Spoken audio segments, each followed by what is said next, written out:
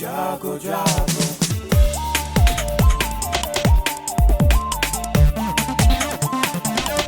Radio जागो जागो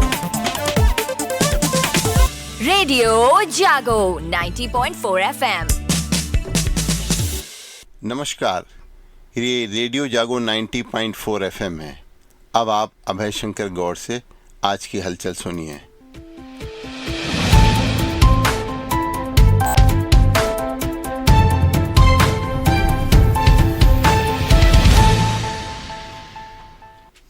ICC विश्व कप के 9वें एक दिवसीय मुकाबले में कप्तान रोहित शर्मा की शानदार 131 रन की पारी की बदौलत भारत ने कल अफगानिस्तान को 8 विकेट से हरा दिया। रोहित ने विश्व कप में सबसे ज़्यादा शतक लगाने के साथ कई रिकॉर्ड अपने नाम किए हैं। उन्होंने विश्व कप का अपना 7वां शतक जड़कर सचिन तेंदुलकर के रिकॉर्ड को भी तोड़ा है। रोहित की 84 गेंदों की 131 रनों की पारी व विराट की 55 रनों की नाबाद पारी के दम पर टीम इंडिया ने विश्व कप में अपने दूसरे मुकाबले में अफगानिस्तान को 8 विकेट से करारी शिकस्त दी। अफगानिस्तान ने जीतने के लिए भारत के सामने 273 रनों का लक्ष्य रखा था, जिसे भारत ने 15 ओवर शेष रहते मैच जीत लिया। आज ऑस्ट्रेलिया और दक्षिण अफ्रीका के बीच मैच होगा। आज दोनों टीमें आपस में टकराएंगी। दक्षिण अफ्रीका पूरे जोश के साथ उतरेगी, वहीं ऑस्ट्रेलिया इस मुकाबले में पहली जीत की तलाश में होगी। दोनों टीमें विश्व कप में 7वीं बार आमने सामने होंगी। इकाना स्टेडियम लखनऊ की पिचों के रेनोवेशन के बाद यह पहला मुकाबला होगा। ऐसे में दोनों के लिए पिच अबूझ होगी। वैसे दक्षिण अफ्रीका यहां पिछले साल 6 अक्टूबर को भारत के साथ वनडे खेल चुकी है। दक्षिण अफ्रीका का हौसला भी बुलंद है। उसने पहले ही मैच में श्रीलंका को 102 रनों के भारी अंतर से हराया था। ऑस्ट्रेलिया में भी पूरी क्षमता है। पहली हार को भुला कंगारू नए जोश के साथ उतरेंगे।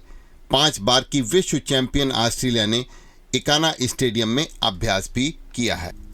सरकार की तरफ से 2 पहिया ईवी वाहनों की सब्सिडी में कटौती के बावजूद उपभोक्ताओं में इलेक्ट्रिक 2 पहिया वाहनों के प्रति आकर्षण कम नहीं हो रहा है। इलेक्ट्रिक 2 पहिया वाहन धीरे धीरे पेट्रोल से चलने वाले 2 पहिया की जगह ले रहे हैं। पहली छमाही 2022-23 के मुकाबले 30% से अधिक की बढ़ोतरी दर्ज की गई है, जबकि सरकार की तरफ से दी जाने वाली सब्सिडी को इस साल जून से 40% से घटाकर 15% कर दिया गया है। 2 पहिया वाहनों की बिक्री में इलेक्ट्रिक 2 पहिया की हिस्सेदारी करीब 6% होती है। उत्तर प्रदेश में बिजली का संकट बढ़ रहा है। गांव में 5 और कस्बों में 3 घंटे की अतिरिक्त कटौती करनी पड़ रही है।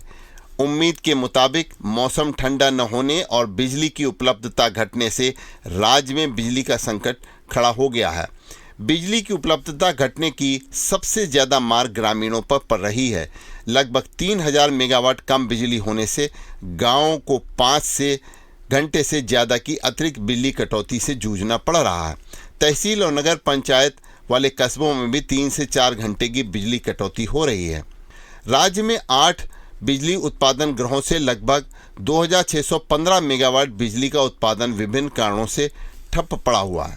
राज्य में बिजली की अधिकतम उपलब्धता 20,500 मेगावाट के आसपास ही है, जबकि मांग 23,500 मेगावाट तक पहुंच रही है। उपलब्धता घटने से स्थिति यह है कि जिन गांवों को 18 घंटे बिजली मिलनी चाहिए, उनमें बमुश्किल 13 घंटे ही आपूर्ति हो आ रही है। पावर कॉरपोरेशन के अध्यक्ष ने बताया है कि जहां से भी बिजली मिल सकती है वहां से लेने के निर्देश दिए गए हैं। जल्द ही कुछ प्लांट में फिर उत्पादन शुरू होने वाला है। 2-3 दिन में स्थिति सामान्य हो जाएगी। राज्य में बिजली के संकट के लिए उत्तर प्रदेश राज्य विद्युत उपभोक्ता परिषद के अध्यक्ष अवधेश वर्मा ने पावर कॉरपोरेशन प्रबंधन को ही जिम्मेदार ठहराते हुए कहा है कि उन्होंने पहले ही कहा था कि मौसम में बदलाव से अब की सितंबर के बजाय अक्टूबर में बिजली का संकट हो सकता है।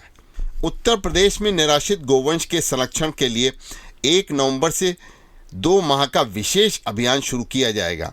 31 दिसंबर तक चलने वाले इस अभियान के दौरान बेसहारा गोवंश को गो आश्रय स्थल पहुंचाया जाएगा।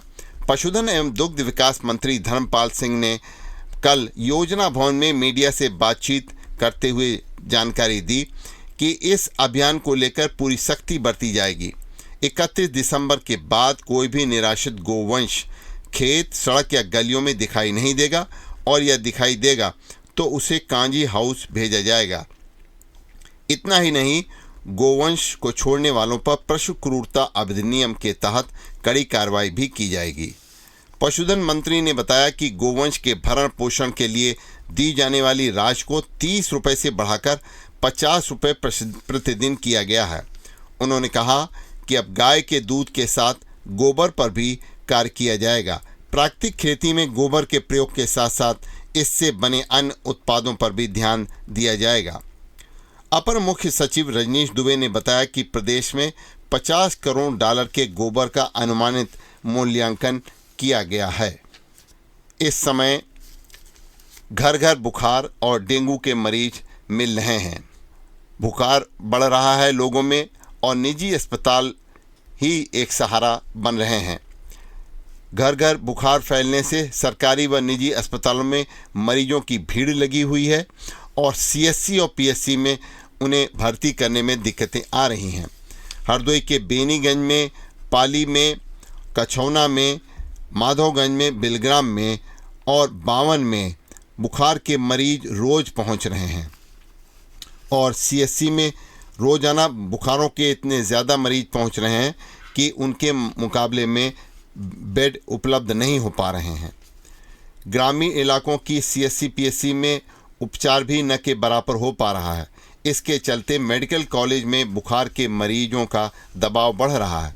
बुखार के सभी मरीजों को चिकित्सक डेंगू और मलेरिया की जांच लिख रहे हैं। पैथोलॉजी में जांचों की संख्या बढ़ रही है। यहां प्रतिदिन 500 से 600 लगभग जांचें हो रही हैं। इस वजह से मरीजों को समय से रिपोर्ट भी नहीं मिल पा रही है। मजबूरन मरीज निजी पैथोलॉजी सेंटरों में भी जांच के लिए उन्हें जाना पड़ रहा है। लोक निर्माण विभाग हरदोई की ओर से भेजे गए प्रस्ताव को प्रदेश शासन ने स्वीकृति प्रदान कर दी है। इन सड़कों की मरम्मत पर लगभग 21 करोड़ रुपए खर्च होने का अनुमान है। 5 साल या उससे पहले निर्मित और बारिश में खराब सड़कों में लोक निर्माण विभाग ने ऐसी सड़कें चिन्हित की हैं जो कई जगह से खराब हो गई हैं। हरदोई के विभिन्न विधानसभा क्षेत्रों में सड़कों जो मरम्मत के लिए प्रस्ताव पारित किए गए हैं उनमें संडीला की 7 हैं, हरदोई की 11 हैं, सांडी की 13 हैं, शाहाबाद की 14 हैं, गोपामोह की 14 हैं, बिलग्राम मल्लावा की 14 हैं, बालामोह की 18 हैं और सवाईपुर की 18 हैं। इनमें हरदोई जनपद की तीनों डिवीज़नों की 100 से अधिक सड़कें शामिल हैं। अधिकारियों ने बताया कि तीनों परिक्षेत्रों में 109 मार्गों की विशेष मरम्मत कराई जाएगी। इन मार्गों की कुल लंबाई लगभग 292 किलोमीटर है, जबकि विशेष मरम्मत का काम 107.48 किलोमीटर में कराया जाएगा। जल जीवन मिशन के तहत अब ग्रामीण क्षेत्रों के प्रत्येक घर तक नल से जल की उपलब्धता सुनिश्चित कराने के साथ ही रोजगार सृजन के दोहरे उद्देश्य से नल जल मित्र तैयार किए जा रहे हैं। मुख्य सचिव ने कल जल जीवन मिशन की समीक्षा के दौरान बताया कि सभी नल जल मित्रों की मार्च 2024 तक प्रशिक्षित करने की मियाद तय की गई है।